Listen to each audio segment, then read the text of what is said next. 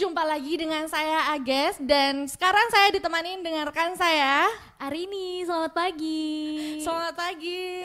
Senang sekali rasanya ya dapat menemani teman-teman selama 30 menit ke depan. Yes, kita sekarang lagi di acara apa nih guys? Acara ngode, Apa ngobrol tuh? desa. Asik. Nah, sedikit informasi nih guys ya, boleh ya sebelum kita memperkenalkan gue star kita nih. Kalau misalnya informasi untuk penyelenggara podcast ngode ini tuh dilakukan oleh tim UV Media Dehasen.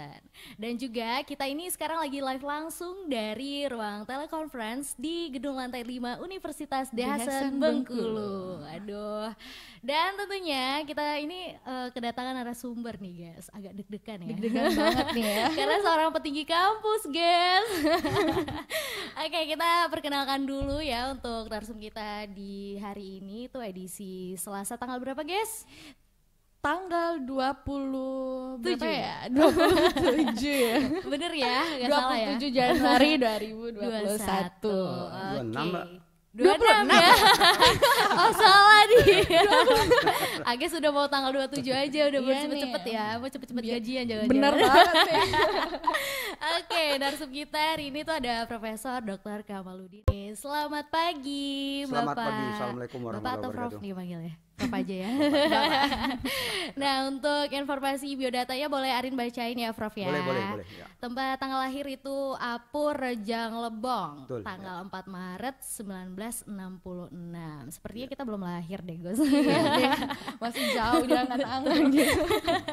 Alamatnya di Komplek Kluster Bandaraya Blok A2 Bengkulu ya, Prof. Betul, ya. Nah, jabatannya untuk sekarang itu Rektor Universitas Dehasen Bengkulu. Wow. Rektor lah. Rektor ya, Pak Rektor. Untuk pendidikannya itu SDN Apur tahunnya itu 1972 sampai dengan 1979. Benar ya, Prof? Betul, ya. Di SMPN 2 Curup tahun 1979 dan 1982 ya. 82 ya. Oke, Semea Negeri Curup tahun 1982 sampai dengan 1985. S1-nya di Unip tahun 1986, 1990, jurusan Manajemen Keuangan. Waduh, pintar ngitung uang nih. S2-nya di Universitas Brawijaya Malang tahun 95 sampai dengan 97, jurusan Manajemen Keuangan juga. Terakhir S3 di Unpad Bandung ya, Prof. Betul, ya. Tahun 2005 sampai dengan tahun 2008 jurusan Manajemen Keuangan. Wow, kayaknya emang cinta keuangan ya, Prof. banget. Oke, selanjutnya apa lagi nih Gus? Pangkat ya. Iya. Pangkat dan golongan pembina utama media, Media. Prof ya. Terus juga jabatan fungsionalnya guru besar, bidang keahlian manajemen keuangan dan strategi. Waduh. Wow. Banyak banget nih. Kali gitu kita sama dulu deh. Selamat pagi, Prof. Selamat pagi, Assalamualaikum warahmatullahi wabarakatuh. Waalaikumsalam warahmatullahi wabarakatuh. Gimana, Prof? Sehat ya? Alhamdulillah sehat. Sehat sampai ya hari di ini masa sehat, pandemi sehat, ini ya. Sekarang kegiatannya apa, Prof? Di masa pandemi ini, Prof? Ya, setiap hari rumah kampus ya gitu ya, karena nggak pernah keluar kota semenjak pandemi. Ya, jadi saya sudah mungkin lebih kurang 1 tahun ya nggak jarang keluar kota, baru ada 3 kali keluar kota selama pandemi. Ya. Selama pandemi ya, biasanya keluar kota terus ya, Prof ya? Liburan Oke, ya. liburan. mengurangi kegiatan keluar kota ya. Suntuk nggak, Prof? Sekarang? Ya sebenarnya suntuk juga, cuman ya harus menjaga kesehatan kan. Mau Jaga gimana kesehatan. lagi ya, Prof, ya? Daripada nanti kita kena corona gitu kan. Jangan sampai ya. Jangan sampai Bang. Oke, nah sekarang kita baca pertanyaan ya. Iya. Guys ya. Oke, Agis yang baca nih. Boleh. Bagaimana nih Prof menurut Profesor tentang Univet ini sehingga Profesor tertarik untuk masuk ke dalam bursa pencalonan Rektor Universitas Dehasen Bengkulu ini, Prof? Oke. Ya memang pertanyaan ini selalu ditanyakan ke saya ya, baik di media televisi ya, maupun teman-teman di Uniped maupun di Universitas Bengkulu ya. Jadi gini ya, jadi memang kita hidup ini kan tidak semata-mata kepentingan keuangannya finansial. Betul. Gitu ya. Jadi ada kepentingan yang lebih besar, mungkin pengabdian buat orang banyak. Jadi mungkin itu yang saya akhirnya memilih Uniped gitu ya untuk pengabdian, karena banyak hal mungkin yang bisa pengabdian saya bisa lebih besar kalau saya hadir di Uniped. Ya bukan berarti saya tidak ada pengabdian di Universitas Bengkulu. Jadi kalau di sini mungkin ya bisa ranahnya itu lebih luas saya untuk mengabdi, dan itu mungkin saat itu yayasan dan Uniped membutuhkan saya untuk katakanlah membantu di Uniped. Mungkin itu yang jadi pertimbangan utama saya kenapa saat itu saya memilih Uniped, walaupun mungkin ada pilihan-pilihan lain, juga ada tawaran, bahkan saya masih menjabat juga di Universitas Bengkulu, ada 2 jabatan bahkan saya tinggalkannya, bahkan juga saya ada posisi juga di kampus di Jakarta gitu, itu pun saya terpaksa meninggalkan demi kepentingan di Uniped gitu. Ya. Gitu. Cinta Uniped. Ya, insyaallah seperti itu. Ya. Oke, nah Prof, sebelum kita masuk ke pertanyaan kedua ya Gus ya. Iya. Arin penasaran nih Prof, kenapa Profesor lebih memilih jurusan manajemen keuangan Prof? Padahal kan kalau dibilang gitu ya. itu hitung-hitungan gak sih Prof? Ya. Lebih banyak matematika. Dulu saya kan memang waktu di sekolah dulu kan SMEA, kan sekarang itu kan sekolah apa tuh? Namanya sekolah SMEA ada, jadi nama jurusan sekolah ya? SMEA sekarang tuh sekolah ini jadi ya sekolah apa dah yang SMEA di Sawah Lebar tuh jadi sekolah SMK ya. SMK. Jadi saya dulu kan jurusan tata buku ya. Jadi dulu kan sangat kepengen betul dulu tuh kan masuk jurusan akuntansi. Tapi nggak lolos. Waktu saya ingat itu saya tes di Sriwijaya Unsri dulu itu kan nggak lolos. Jadi akhirnya saya kuliah di Palembang dulu di Akademi Keuangan dan Perbankan, makanya ada 1 tahun ada kosong gitu ya, jadi saya kuliah di 1 tahun di Palembang. Akhirnya saya tes kembali, keterimalah ya di Unip jurusan manajemen, dan saya memilih memang di keuangan karena saat itu tertarik. Ya dulu kan cita-citanya biasa lah kalau orang dusun kan, orang desa itu kan pengen kerja di bank gitu kan. Nah, itu makanya memilih keuangan, jadi bahkan sampai S3 pun saya keuangan gitu. Tetap satu ya, tetap jurusan satu itu ya. Itu aja mungkin terinspirasi ingin kerja di bank itu aja. Tapi akhirnya malah jadi rektor. Karena nggak lolos kerja di bank. Tapi cukup keren banget Betul, juga nih. iya. Bukan cukup lagi, keren banget Jadi jadi rektor. banker ya, Iya. jadi petinggi sekarang.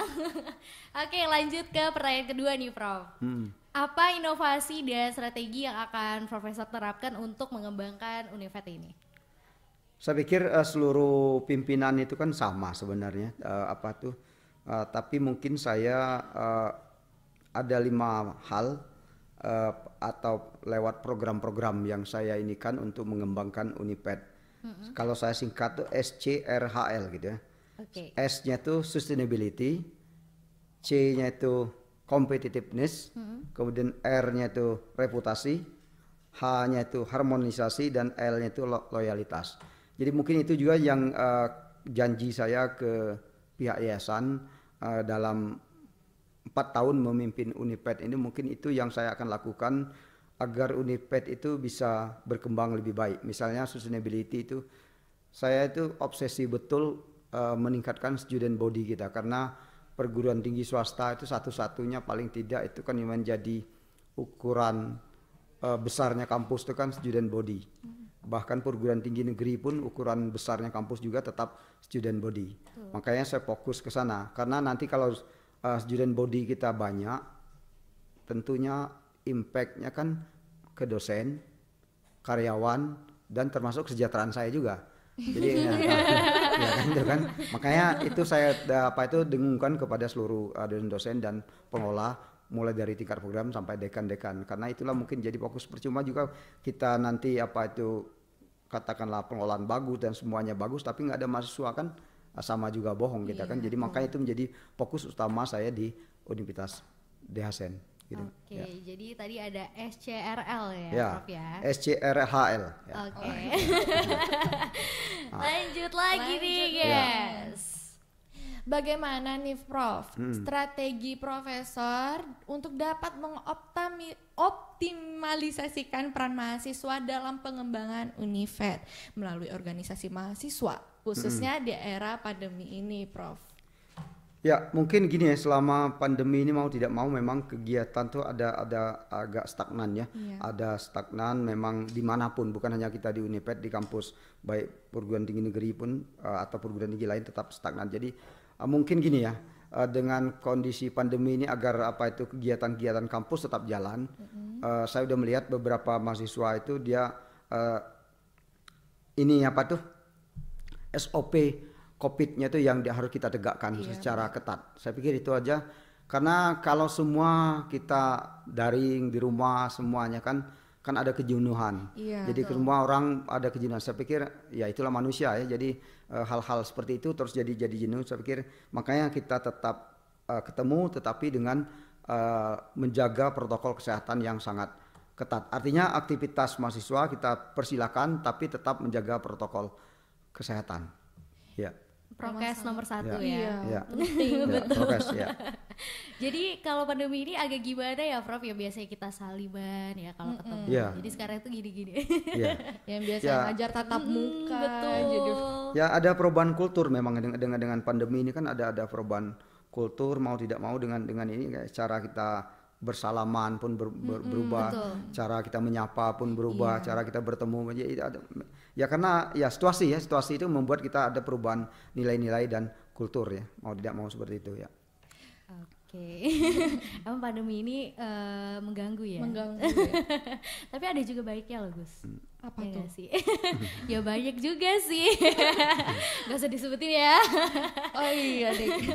Prof, jadi Prof ngomong-ngomong masalah belajar mengajar nih ya Prof ya.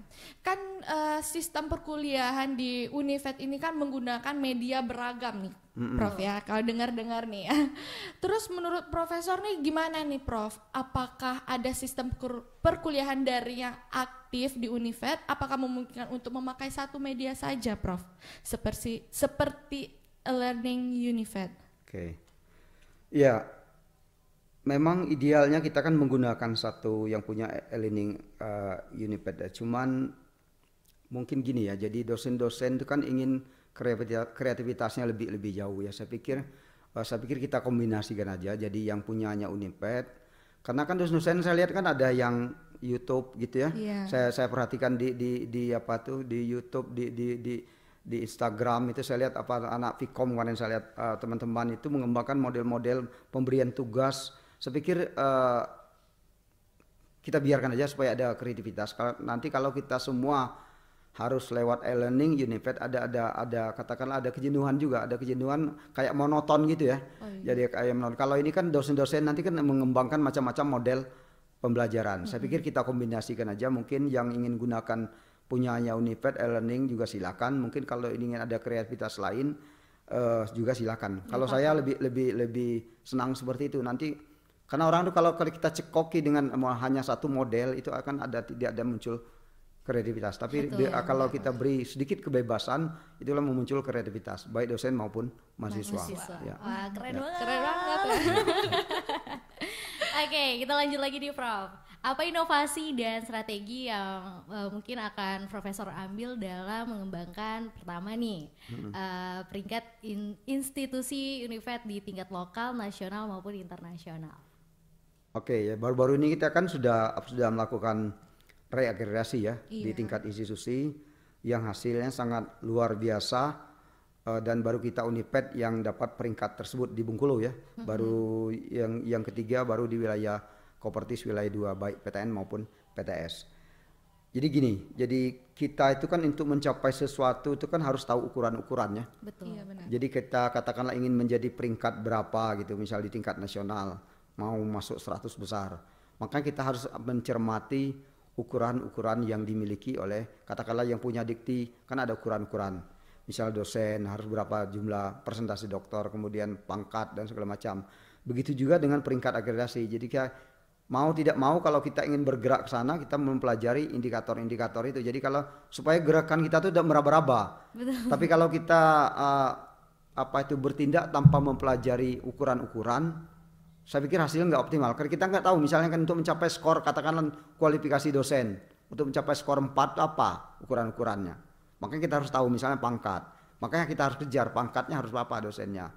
Begitu juga misalnya sarana prasarana lab gitu, untuk mencapai skor 4 apa yang harus ada di dalam lab. Maka kalau kita tidak mengerti ukuran-ukuran, ya itu tadi kita nembak tapi nggak pernah kena sasaran. Jadi hanya dardor tapi nggak kena gitu. Ya, itu. Habis aja pelurunya. Habis pelurunya aja kita ya, habis dan capek kita ya. Betul. Karena hasilnya terbukti, kita Uniped mendapat hasil yang luar biasa ya, yang apa tuh skor yang menurut saya sangat meyakinkan ya, dengan teman-teman, artinya membedah ukuran-ukuran yang dimiliki oleh Badan Agregasi Nasional Perguruan Tinggi atau BAN PT tersebut. Tanpa kita pelajari nggak mungkin kita bisa dapat itu. Iya, Ya, itu makanya kita mempelajari ukuran-ukuran, akhirnya kita mendapat hasil yang maksimal. Oke, lanjut lagi nih Gus. Ya. Lanjut.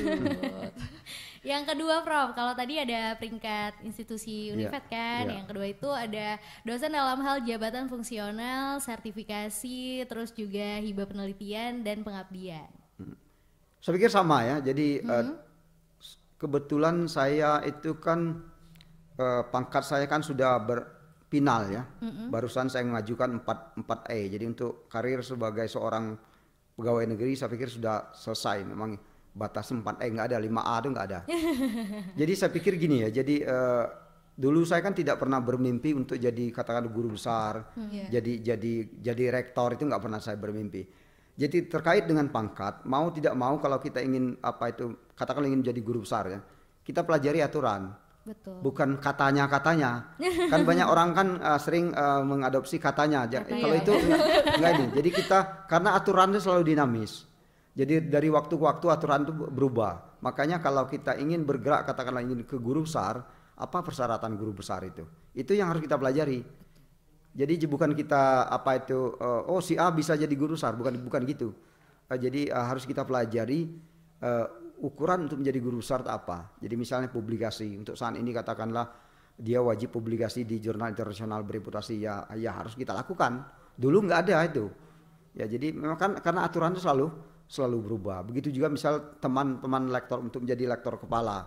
Kan ada ukuran, misalnya kalau dia tidak doktor boleh untuk mengajukan pangkat menjadi lektor kepala, tapi ada ukuran-ukuran yang katakanlah dia memiliki jurnal bereputasi. Makanya saya pikir kuncinya kita pelajari regulasi, artinya regulasi itu kan selalu update. Karena di Kemendikbud itu dari tahun ke tahun itu selalu berubah regulasinya. Makanya kita kalau ingin bergerak ke sana tentunya juga harus update informasi. Mungkin itu aja kuncinya, saya pikir kita update informasi aja. Jadi saya kan tidak pernah bahkan di teman-teman lah yang menganjurkan saya untuk mengusulkan guru besar.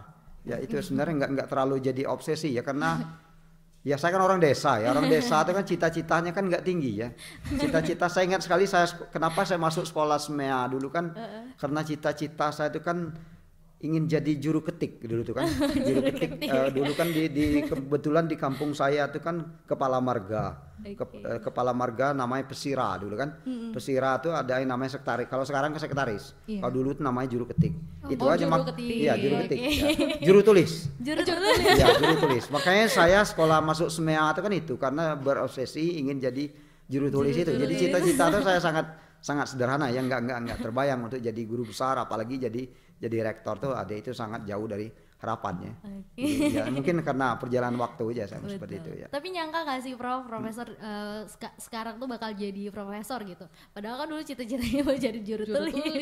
Pegawai bank. Betul. Ya, saya kan lama di swasta ya. Makanya saya juga, teman-teman juga kaget. Saya kan sekitar 8 tahun di perguruan tinggi swasta, baru jadi pegawai negeri ya, perguruan tinggi. Jadi artinya saya kan hilang waktu cukup lama ya, 8 tahun ya. Makanya dari situ saya nggak pernah bercita-cita untuk saya kan bisa bayang begitu jauhnya yang akan dicapai. Makanya saya nggak pernah bercita-cita jadi guru besar. Makanya saya juga kaget kok bisa, terkadang kayak mimpi gitu ya. Kayak mimpi, bahkan saya itu guru besar kedua di Fakultas Ekonomi. Dengan usia rasa nggak banyak, saya baru sekitar 41 atau 42 ya jadi guru besar. Artinya termasuk guru besar yang paling muda di Universitas Bengkulu saat itu. Jadi ya, betul ya, jadi saat itu kan termasuk saya itu guru besar yang termuda ya untuk meraih guru besar saat itu. Jadi ya nggak tahu juga ya, mungkin dikodrati oleh Allah ya Rezeki kepada ya, saya. Prof, ya. Ya, rezeki. Ya, karena nggak pernah cita-cita, terang aja ya. Karena orang tua saya kan petani, bukan dari kaum pendidik ya, bukan dari katakanlah misalnya kalau orang tua saya dosen atau kepala sekolah itu wajar kan jadi guru besar. Ini kan orang tua saya benar-benar petani. Betul. Bukan petani sawit, bukan benar-benar petani. Petani beneran gitu ya. Kalau petani sawit lain kan. Ya itu makanya saya nggak pernah ya. Betul. Nah, Prof, kita sebelum ke pertanyaan tadi kan ada juga pertanyaan dari mahasiswa nih, Prof. Sebelum kita bacain pertanyaan dari mahasiswa ini, boleh nggak sih, Prof, mungkin ceritain dikit nih perjalanan masa kuliah Prof dulu, masa-masa gitu zaman ya? dulu pasti lebih Sulit banget ya, susah banget ya. Mungkin termasuk anak saya tuh nggak percaya ya. Jadi saya susahnya mulai dari sekolah SMP saya kan merantau mulai SMP sampai perguruan tinggi itu nggak pernah di tempat orang tua ya. Mulai SMP saya kan di Curup. Jadi ya masak sendiri semua gitu kan dilakukan mulai SMP gitu kan. Ya kalau sekolah pasti jalan kaki ya, nggak pernah yang namanya naik angkot gitu ya. Ya, termasuk sampai saya kuliah S1 kan saya tinggal di Rawamakmur Merpati 15, Merpati 19 dulu tuh selalu jalan kaki ya. Jalan kaki, Prof. Jalan kaki dulu nggak pernah ada naik angkot karena nggak ada uang. Dulu kan saya ingat itu kan sering jalan motong di Rawamakmur itu kan yang di belakang dulu itu kan ada bambu kuning tempat cucian mobil itu. Jadi sering saya teman itu supaya agak cepat sampai ke Unip jalan motong gitu. Karena jalannya tuh becek kan jadi sepatu itu kan sering masuk Basah. lumpur itu. Iya, Jadi sampai ini kita celana kita kotor semua karena itu kan Rawamakmur itu kan belum jalan seperti Namanya bagus aja sekarang. rawa. Ya, rawa ya. Jadi beneran itu rawa. sering terjadi saya sama teman-teman itu tapi mungkin ya karena saat itu memang seperti itu jadi happy ya saja nggak ada masalah. Jadi nanti makannya itu baru pulang kuliah itu baru makan. Jadi Anda bayangkan pulang itu sekitar jam 2 baru kita masak makan sama teman-teman tapi happy saat itu kan karena memang kondisi seperti itu ya. Betul. Dan air di Rawamakmur itu mungkin tahu sendiri kamu airnya kan kuning gitu ya. jadi sering kalau mandi itu kan kita kan saring dulu air kita yang nyaring air teman yang mandinya pas kita mandi air kita udah habis gitu kan karena netes gitu kan pakai saringan kan. Jadi saya ingat saya sama teman-teman mungkin saya juga sering nakal juga karena teman-teman ngerjain saya gitu sering juga teman-teman yang nyaring air saya yang mandi duluan gitu. Karena lama kan nunggu itu kan paling enggak setengah jam karena nunggu tetesan air karena disaring. Kalau di Rawamakmur sekarang kan pam ya sudah ada ya. Jadi itu kondisi saat saya kuliah dan ya jalan kaki ya seperti itulah memang ya nggak tahu itu perjalanan hidup ya. Betul. Perjalanan hidup ya rata-rata teman-teman yang kuliah yang tinggal di Rawamakmur yang kayak saya memang yang yang miskin gitu ya. Saya ingat itu kan kalau yang berduit saat itu kuliahnya itu di Jalan Sumatera. Jalan Sumatera apa istilahnya sekarang tuh? Sukamerindu atau di Kampung Bali. Biasanya yang anak-anak yang miskin seperti saya tuh kuliahnya tinggal di Rawamakmur. Karena murah, kosnya murah gitu kan bisa jalan kaki. Deket Nah, juga, gitu. Prof. Walaupun harus menyaring Betul. air. Jadi masa itu emang sulit banget ya. Sulit. Jadi itu kondisi ya. Jadi itu tadi saya kan pernah kuliah di swasta dulu, baru masuk ke Unip ya pernah gagal dulu Sipenmaru namanya. Sipenmaru jadi gagal tes ya biasa gitu. Makanya gagal belum tentu kita gagal segala-galanya. Iya, Betul. Jadi saya tes lagi karena obsesi ingin masuk PTN saat itu kan tes lagi ya. Kebetulan terima pilihan kedua di Untas Bengkulu pilihan pertama nggak keterima juga gitu. Ya itulah nasib kan. Betul. Ya. Jadi akhirnya keterima juga ya, Prof. Ya. Keterima lanjut. Sakit-sakit dahulu ya, Prof. Ya mungkin gitulah perjalanannya. Berarti emang masa itu kalau bisa dibandingin sekarang ya, Prof ya. Kalau anak-anak sekarang tuh bilang, wah zaman dulu tuh murah-murah gitu Dia ya. nggak tahu perjuangan. Anak saya nggak percaya itu. Jadi kalau saya ajak jalan lihat tempat saya ajak keliling mulai dari Curup gitu kan tempat saya. Dia nggak percaya perjalanan saya jalan kaki di Curup itu kan jauh jalan kaki itu. Saya tinggal di Kepala Siring dulu di Curup tuh. Sekolah saya kan di Sukowati di SMP 2 itu. Ya mungkin sekitar 5 km lah jarak tempuh. Lumayan. Iya dari tempat saya tinggal ke sekolah SMP 2 itu. Itu ya tiap hari ya seperti itu, nggak pernah naik angkot Sampai tamat ya Prof. sampai tamat.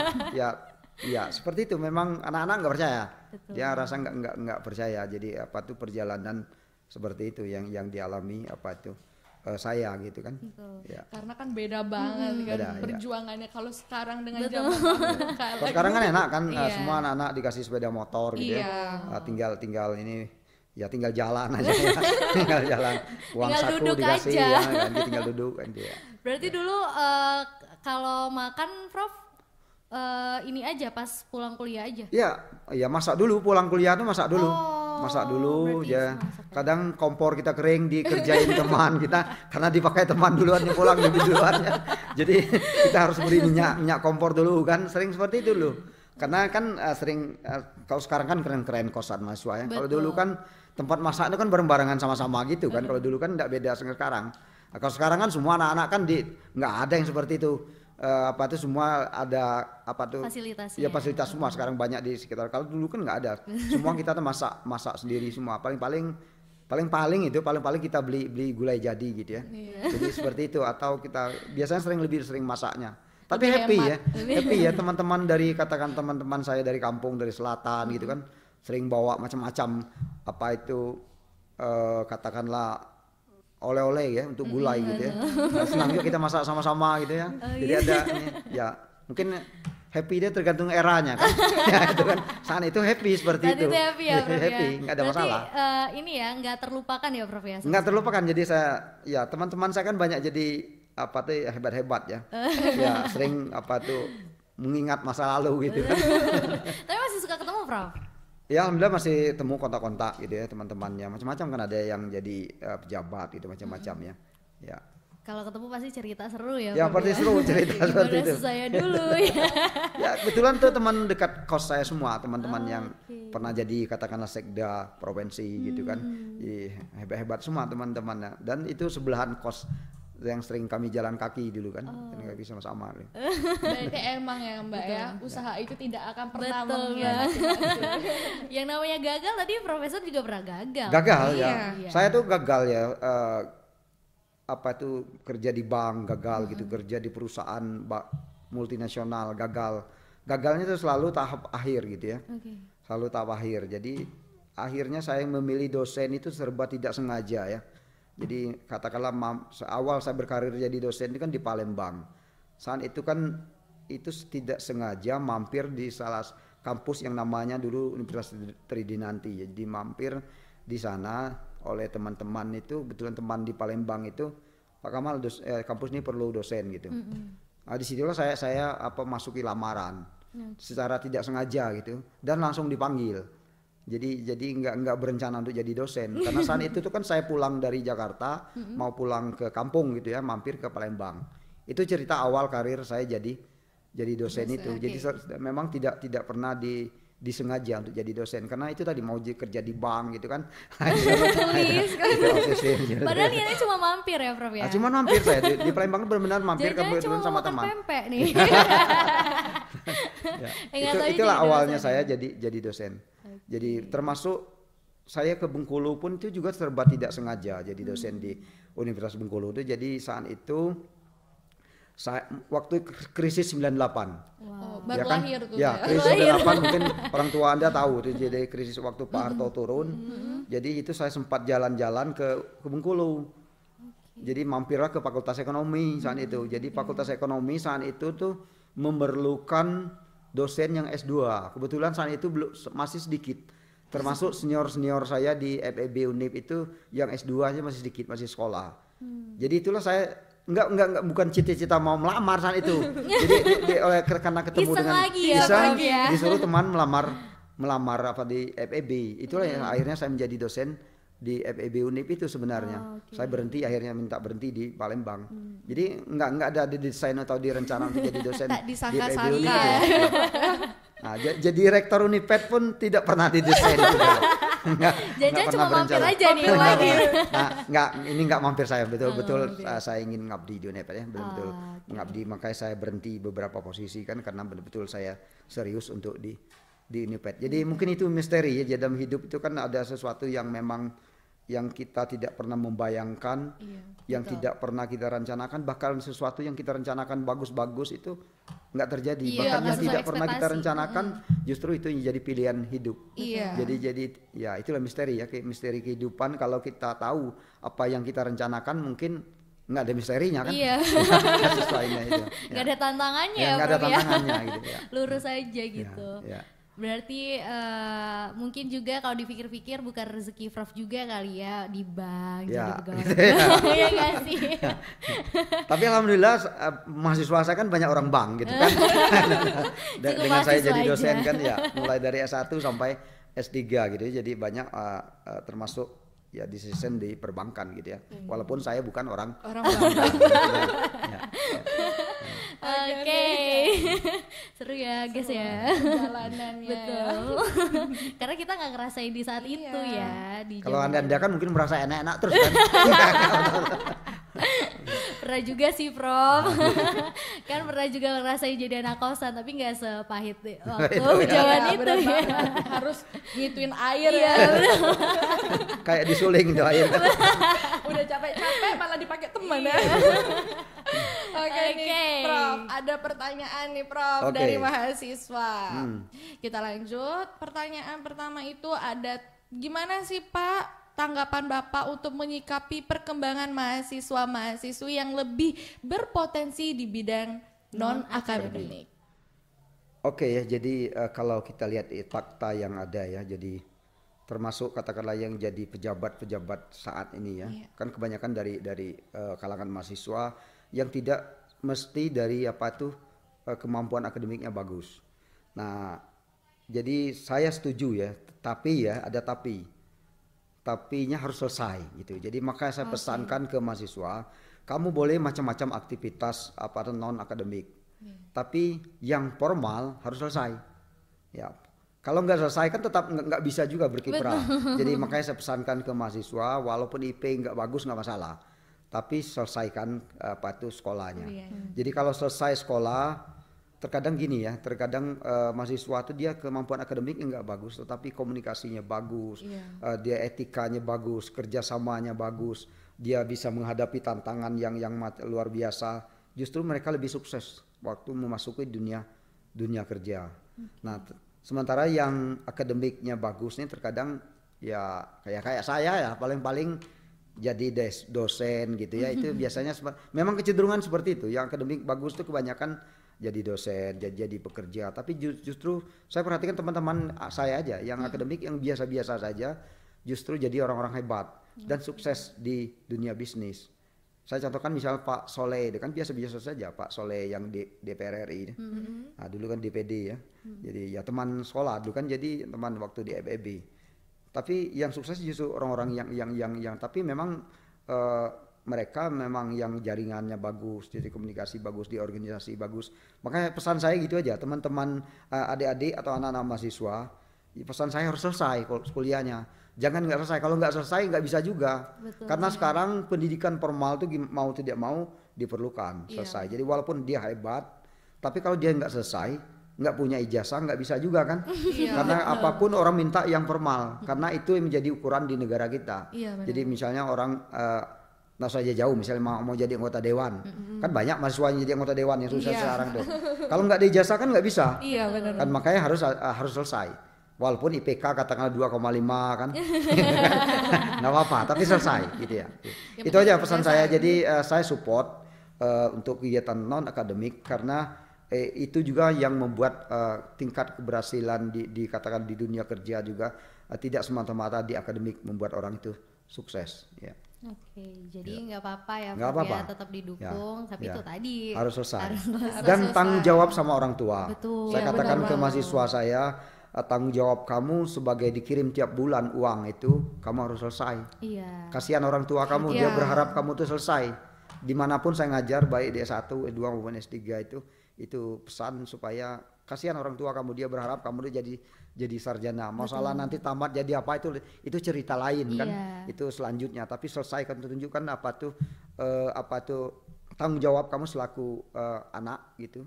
Kalau selesai karena kamu tuh tiap bulan dikasih uang Betul. oleh orang tua. Itu aja. Apalagi yang kos ya Prof ya. ya. Kos gitu ya. Banyak banget tanggungannya Ya. ya. Padahal banyak tuh Gus ya di luaran sana tuh yang pengen kuliah juga Ya. tapi ya gitu Tidak banyak, ekonomi. tidak semua orang memperoleh kesempatan untuk bisa Ya, studi benar di banget. perguruan tinggi ya. Banyak katakanlah saudara-saudara kita di kampung itu kan yang punya kemampuan bagus tapi kan tidak punya kesempatan. Iya. Itu kan jadi sayang kalau disia-siakan waktu yang dihabiskan dengan sementara uang orang tuanya juga habis sementara tidak selesai. Jadi gitu yang saya makanya saya selalu pesan dengan anak-anak yang unit-unit kegiatan mahasiswa itu baik di Unip maupun di Uniped selalu seperti itu saya. Nanti kasihan orang tua kamu kalau kamu nggak selesai gitu. Karena saya sering sekali di telepon orang tua, dia tanya tentang progres anak dia. Saya bilang dia sudah 6 bulan tidak menemui saya, gimana saya mau bantu?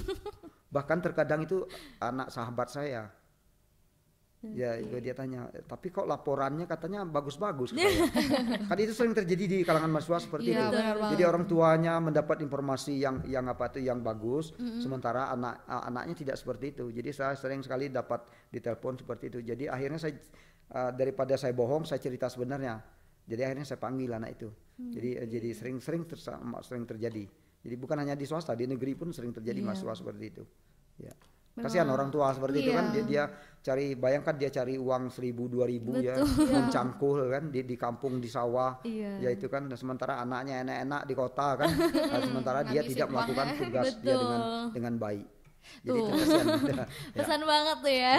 Ya teman-teman jangan pernah membohongin orang tua kalian teman-teman. Karena bagaimanapun juga kamu bakal ngerasain juga di posisi itu suatu Iya, saat nanti gitu ya Prof Iya. ya. Gimana rasanya tuh nanti dibohongin. Selesai kuliah aduh.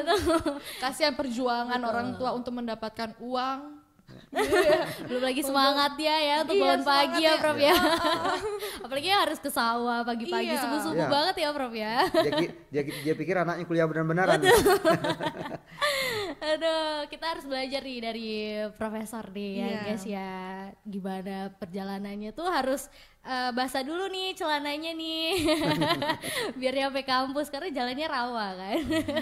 Ada yang menarik saya waktu kuliah dan apa tuh Prof? waktu kuliah sama SMA ASMEA dulu. Jadi gosokan zaman dulu tuh kan pakai bara api itu. Bara api yang dari tempurung itu. Jadi karena saya lupa kan biasanya kan kalau kita gosok zaman dulu kan pakai daun dulu. Supaya baju kita tuh kan enggak lengket. Saat itu karena mau cepat jadi langsung ditempel aja digosok langsung. Jadi langsung sebesar setrika itu bolong. Sementara pagi itu kita mau berangkat sekolah. Jadi kalau sekarang kan enak gosokan otomatis ya. Kalau dulu kan kita harus bakar dulu arang gitu kan. Arang itu jadi karena panasnya terlalu panas. Karena lupa biasanya kalau kita gosok zaman dulu kan kita sediakan daun. Kita gosokkan dulu dengan daun itu baru kita gosok celana atau baju kita. Karena dia kan panasnya kan enggak terukur kalau dulu. Kalau sekarang kan semua otomatis. Mungkin Anda nggak lihat itu ya. Setrika zaman dulu itu seperti itu. Jadi ada beberapa celana saya itu sering jadi itu karena mau cepat terkadang bagi dia gosok langsung langsung ya sebesar setrika itu bolongnya. Akhirnya nggak bisa sekolah kan. Terhambat sekolah karena setrika. Jadi bolong ya. Oke, kita lanjut lagi yang kedua. Pertanyaan yang kedua nih, Prof ya, masih dari pertanyaan mahasiswa nih. Terkait kampus Merdeka, kira-kira jurusan baru yang bakal ada di Dehasan apa ya, Pak? Mungkin kita jangan expose dulu ya karena ini nanti rahasia. Jadi pasti jurusannya menarik. Dan jurusan itu memang untuk kalangan milenial. Waduh. Jadi karena jurusan itu nanti terkait dengan IT ya dengan kekinian ya. Jadi saya pikir jurusan itu nanti mudah-mudahan diminati masyarakat ya. Karena itu menjadi tuntutan saat ini. Jadi hampir selesai, mudah-mudahan segera mendapat izin. Jadi segera kita luncurkan. Jadi bukan hanya di S1, nanti ada program di S2 juga akan segera kita luncurkan. Mudah-mudahan segera mendapat izin. Ya? Saya lihat timnya sudah bekerja semua dan semua kurikulum udah final, tinggal kita ngajukan izin. Ya mudah-mudahan nanti kalau terkait dengan kampus Merdeka, saya pikir ini kan semua program studi ya, tidak hanya program studi baru. Jadi kampus Merdeka ini sejenis opsional ya bagi mahasiswa yang ingin katakanlah yang merdeka, merdeka artinya mengembangkan kemampuan pribadi atau individu dia. Misalnya katakanlah orang dari jurusan katakanlah komunikasi gitu ya, komunikasi ingin juga belajar tentang katakanlah manajemen gitu ya, dia tetap belajar katakan di program studi manajemen. Begitu juga misalnya orang ekonomi ingin tahu tentang hukum bisnis, bisa jadi dia belajar nanti di fakultas hukum. Jadi mungkin itu tuntutan Pak Nadiem ini, Pak Kemendikbud ini, jadi mungkin artinya kita tuh bisa mendalami pendidikan kita tuh yang terkait dengan kita. Betul. Misalnya kayak di manajemen itu kan ada hukum, bisa mungkin bisa kuliah di fakultas teknik katakanlah misalnya terkait dengan manajemen operasi. Jadi mungkin ya kalau di fakultas teknik katakanlah di teknik industri, manajemen operasi kan dipelajari lebih mendalam. Nah nanti yang jurusan manajemen bisa ngambil mata kuliah dikatakanlah di ini. Jadi mungkin seperti itu. Jadi kita dikasih kebebasan untuk memilih, tapi ini sifatnya opsional, pilihan bagi mahasiswa, bukan wajib ya. Artinya termasuk misal kuliah di luar kampus, misalnya di Uniped nanti katakan ambil kuliah di kampus di Jakarta gitu, nah, itu dipersilakan juga.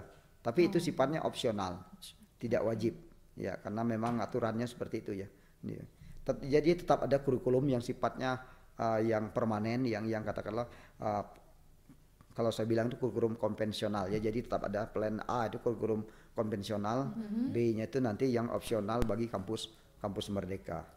Jadi semua prodi kalau itu ya, terutama prodi yang bukan kesehatan. Kalau kesehatan enggak masuk ranah untuk kampus Merdeka, dan vokasi pun tidak masuk ranah kampus Merdeka gitu ya. Berarti masih rahasia. Ya, prodi barunya nanti kita launching ya. Tunggu aja. Nanti kalau enggak menarik lagi nanti kan. Ya. Oke, terakhir nih Gus. Oke nih Pak, katanya apa sih Pak tips and trick untuk para mahasiswa baru dalam situasi corona ini dalam menghadapi kuliah? Ya, mungkin permasalahan utama ini seluruh dunia ya, pandemi ini. Betul. Jaringan. Nah, jaringan jadi mungkin ya mau tidak mau kita mencari tempat yang jaringannya bagus. Pasti mau tidak mau, karena seluruh dunia jadi masalah besar ketika kuliah, karena saat ini kan semua orang menggunakan jaringan semua. Jadi mau tidak mau, saya itu pernah masuk S3 saya ya, jadi dia mengirim tugas ke saya. Kok saya sebenarnya hampir saya nggak luluskan dia itu. Karena kok tugasnya nggak masuk-masuk, karena saya kasih deadline waktu ya supaya nggak nyontek gitu kan. Ternyata dia, Pak Prof Kamal, saya cari sinyal dulu naik ke gunung katanya. Jadi mahasiswa S3 saya di Kerinci sana. Jadi akhirnya saya yang tadinya tidak meloloskan, akhirnya saya robah. Jadi itu masalah utama. Jadi mungkin yang kedua, mahasiswa memang karena belajar daring ini berbeda dengan konvensional. Jadi memang harus mempersiapkan diri, dia harus membaca. Jadi katakanlah topik kuliah minggu depan itu tentang apa. Karena saya jujur saja, kuliah daring ini tidak seenak yang konvensional. Karena itu tadi, kalau konvensional kita bisa bertanya langsung yang tidak diketahui. Kalau daring kan atau apalagi mana S1 jumlahnya cukup besar. Kan ada 40 katakanlah, paling tidak itu kan ada di 2 layar. Nah kan dosen kan nggak sempat melihat layar 1, layar 2 kan gitu ya, kecuali anak S3 ya. Kalau S3 kan sekitar 10 orang itu mungkin cukup dalam satu layar. Makanya mahasiswa memang harus membaca dulu. Jadi nanti pada saat kuliah kita lebih banyak diskusinya. Kalau kuliah konvensional anak kita kan bertatap muka langsung dan bisa kelihatan langsung. Kalau ini nggak bisa kita, karena kita lewat komputer, bahkan pakai HP. Berapa lah sebesar HP nih kelihatannya kan tidaknya. Jadi kalau kita tidak membaca dulu, apalagi katakan pelajaran itu yang sifatnya teknis, kayak teman-teman di komputer gitu ya, di kesehatan. Saya pikir kalau tidak membaca lebih dahulu, tidak mungkin mendapat ilmu itu secara lebih baik. Mungkin itu menurut saya persiapan tadi. Mungkin yang kedua itu jaringan, dan yang ketiga mungkin ya saya terkadang kasihan juga ya, tidak semua saudara kita kan punya HP atau laptop yang memenuhi syarat untuk Zoom. Nah, itu yang itu kan sudah disurvei di Universitas Bengkulu pun disurvei, ternyata mahasiswa itu lebih dari 30% tidak memiliki fasilitas tersebut. Nah, sementara kita harus memiliki fasilitas tersebut. Nah, itu yang jadi masalah besar kita ya. Jadi di satu sisi kita mau belajar dengan daring, tapi kemampuan ekonomi mahasiswa seperti itu. Jadi ada sekitar 30% yang mahasiswa itu yang tidak punya laptop atau komputer atau HP yang memenuhi syarat, katakanlah untuk Zoom meeting atau Google Meet dan segala macam itu. Itu yang jadi masalah besar kita, dan itu tidak bisa kita selesaikan secara instan karena kaitan dengan kondisi ekonomi orang tua. Itu jadi masalah besar ya. Jadi itu ya Prof ya. ya. Yang biasanya kita tatap muka ya guys ya. Sekarang malah Zoom, harus memikirkan kuota lagi. Betul. Gitu ya. Apalagi yang kalau kuliahnya kebanyakan ini ya Prof, praktek ya. Ya itu tadi susah. makanya bilang kayak praktek. Ya mau tidak mau tetap harus ada kuliah konvensional kan. Karena nggak mungkin ya kalau sekedar kita ilustrasikan praktek mungkin ya sama aja belajar teori kita kan. Nah, kalau kita katakanlah kita ini kan lewat katakanlah video gitu ya. Berarti kan kita belajar teori juga. Nah, maunya praktek itu kan ya benar-benar kita katakan masukkan kabel gimana kan. Kalau orang nyuntik gimana benar-benar melakukan kan nggak mungkin. Nih jadi tetap kita mau tidak mau prodi-prodi seperti itu memang tetap ada apa itu secara tapi mudah-mudahan ya saya pikir mudah-mudahan semester ini nanti walaupun tidak full kita bisa apa tuh kuliah dengan konvensional. Saya pengen suasana saya sudah rindu apa hingar-bingar suasana kampus, mahasiswa apa itu gitu mojok gitu, duduk apa itu ngetik, mojok dalam arti positif ya, mojok ngetik. Saya kan sudah rindu situasi seperti itu. Kan saya sering lihat tuh kalau kita laporan duduk-duduk mahasiswa ngetik segala macam.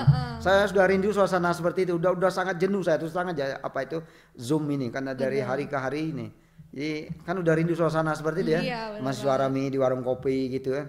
Rame di jalan gitu kan nyentop angkot udah suasana situ kan udah 1 tahun kita ya tidak mengalami suasana seperti itu. Jadi Oke, tuh cuma 3 ya guys ya pertanyaannya ya. Oke. Nah, Prof, kita udah di pertanyaan nih ya, Prof ya. Mungkin ada nggak sih dari yang kita udah ngobrol-ngobrol tadi cerita juga ya, gimana perjalanannya Profesor nih?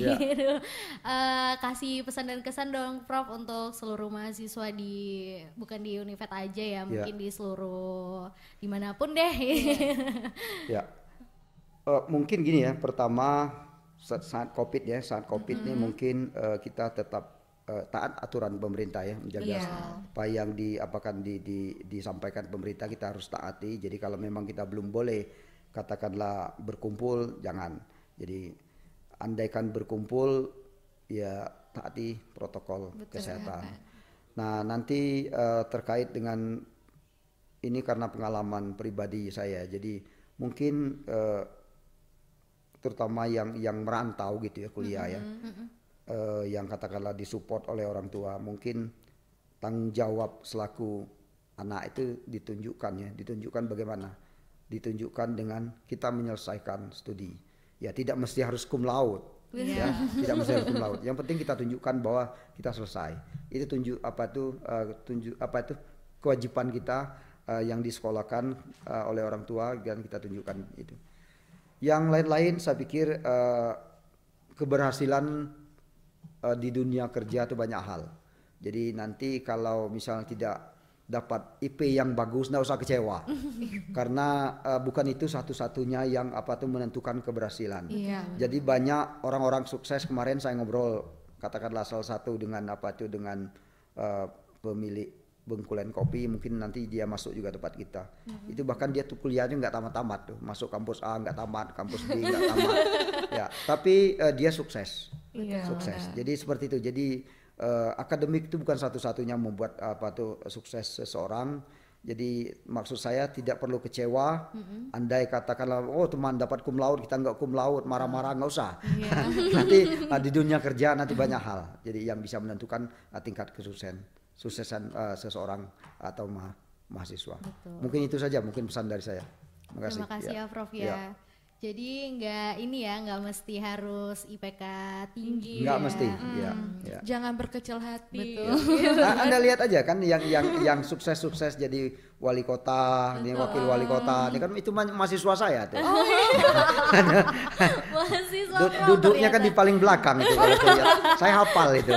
Kan bisa jadi wali kota, bisa jadi wakil kota, jadi orang sukses. Jadi nggak mesti. Jadi ya IPK yang penting nggak punya tinggi. potensi diri Iya, dan kemauan ya yang Prof penting ya. mengembangkan diri ya. Betul. Oke, aduh seru banget nih. Ngobrol-ngobrol. Tapi sebelum kita tutup ya guys ya, kita boleh dong promosi akun Instagram nih untuk mungkin mahasiswa Dehasen yang belum follow ya, boleh banget untuk follow akun Instagram @dehasen. Terus juga Ada langsung channel YouTube yaitu Univet Bengkulu, dan jangan lupa juga follow akun TikTok kita nih. Waduh. Ada TikTok juga nih, Prof. Iya, itu ada di @dehasen. Tuh, di follow ya tentunya. untuk akun Instagram, terus juga YouTube YouTube-nya channel sama akun TikTok tadi untuk yang kaum milenial ya Iya. yang suka main TikTok tuh. Kayaknya seru kalau misalnya kita main TikTok sama Prof ya. Seru banget. Seru banget ya. Oke, dan juga tentunya ada akun sosial media ya dari Prof ya. Itu apa Gus? Ada Facebooknya di @Kamaludin Pai Apur. Benar ya Kak? Ya, Betul. Prof ya. Dan ada juga Instagramnya nih. Waduh, keren Prof nih. main Instagram keren banget kan. Ada di Kamaludin Apur. Tuh, jadi untuk yang mau add Facebooknya atau mau follow Instagram. Instagramnya langsung aja ya Prof ya. Ya. Nanti di follow back. Bilang aja mahasiswa Dehasen. Jadi yang mau tanya-tanya seputar Dehasen juga boleh melalui sosial media kita yang udah kita sebutin Betul, tadi. di @dehasen atau Sayang Facebook saya sudah full saya. Nggak bisa nambah teman. waduh, sepertinya harus buat Facebook baru deh Prof ya.